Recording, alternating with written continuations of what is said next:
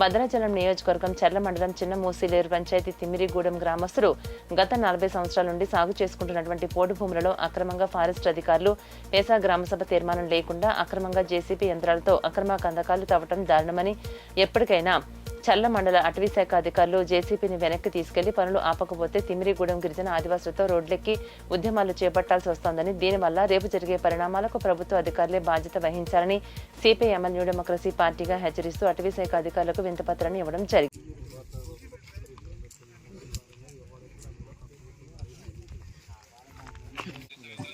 CPIML new democracy party Bhadrachalam division కార్యదర్శిని ఈ రోజు చర్ల మండలం తిమ్మిరిగూడెం గ్రామస్తులు కలివేరు రోడ్డు మీద ఈ రోజు ఆందోళన కార్యక్రమం నిర్వహించారు.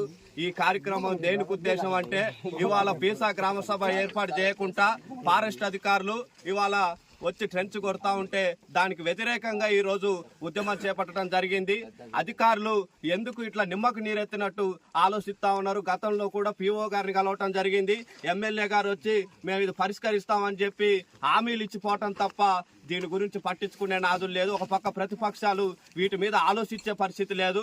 కాబట్టి తక్షణమే ఇప్పుడు ఇక్కడ తిమ్మిరిగూడెం గ్రామంలో పీసా గ్రామ సభ ఏర్పాటు చేసి ఈ పీసా గ్రామ సభలో వీళ్ళకి భూములు ఇవ్వాలని చెప్పి, పట్టాలు ఇవ్వాలని చెప్పి కోరుతా ఉన్నాం. ఎందుకంటే 40-50 సంవత్సరాల నుంచి ఇవాళ సాగు చేసుకున్న భూమి ఇవాళ ట్రెంచ్ కొడతా ఉంటే ఈ భూమి పోతా ఉంటే ఎట్లా ఊరుకుంటామని చెప్పి మేము అడుగుతా ఉన్నాం. ఏదైనా కూడా ఈ రోజు చాలా శాంతియుతంగా వచ్చి మాట్లాడుకోవటం జరిగింది. ఇట్లా గ్రామ సభలు నిర్వహించకుండా ఇట్లా ట్రెంచులు కొడితే మాత్రం ఖబర్దార్ చెప్తా ఉన్నాం.